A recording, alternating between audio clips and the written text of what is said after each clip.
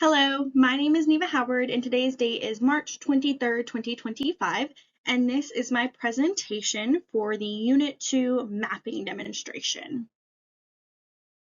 Here is a table of the dataset that we were given to analyze. We have our phenotypes on the left and then our offspring frequency on the right. How do we organize this data? So the data that was listed on the previous slide is going to be organized in three different categories. The first being parental or non-crossover. We're going to abbreviate this as NCO. Double crossover group, abbreviated DCO, and our single crossover group, which is abbreviated SCO. Our single crossover group is also going to have two subcategories, single crossover 1 and single crossover 2. And we will see how we're going to divide that on a future slide.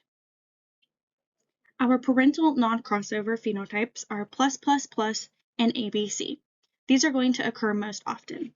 And we can also see that our offspring frequency is very close in numerical value. We have no exchange of genetic material in your parental or your non-crossover groups. And we can also see our total for your non-crossover group as 2,702. For your double crossover groups, we see phenotypes A++ and +BC.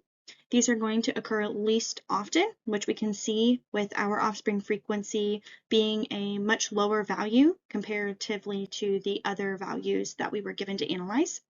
And once again, these numbers are going to be very close numerically. We can also see that our total DCO is 240. Once again, adding those offspring frequencies. In this table, we have our single crossover groups.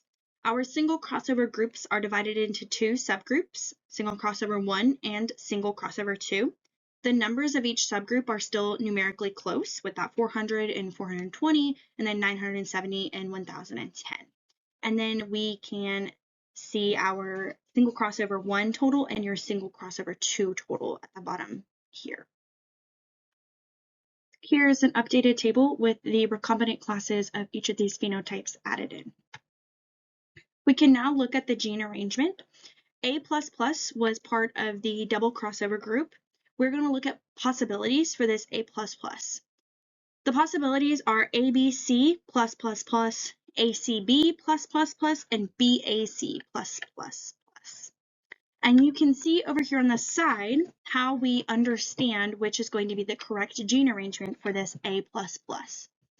We first look at our ABC, and we see that the middle, this B, is going to go down and connect to two of our pluses, giving us +B+. Our ACB gives us +C+, and our BAC gives us +A+. BAC assembles A++ and is the correct gene arrangement for this A++ group. Here is an updated table with the proper gene placement for each of these phenotypes. Now that we know the correct gene arrangement, we can now calculate our map distance. So map distance is going to be the number of recombinants divided by your total offspring times 100. Remember that our gene arrangement was BAC. So we're going to calculate B to A. We're going to add up all of those our recombinants. We're going to divide that by our total, 5,742, which was calculated on a previous slide. We're going to get 0.184 and multiply that by 100 to get 18.46 map units. A to C, we're also going to add up the recombinants, divide by our total offspring, giving us 0.3866. We multiply that by 100 and we get 38.66 map units. Since our arrangement was BAC, we can calculate B to C by adding 18.46 map units with 38.66 map units, giving us 57.12 map units. Here is a visual of what this map would look like. So our arrangement BAC with B to A being 18.46 map units, A to C being 38.66 map units, and then B to C being 57.12 map units. Finally, we can calculate our coefficient of coincidence and our interference.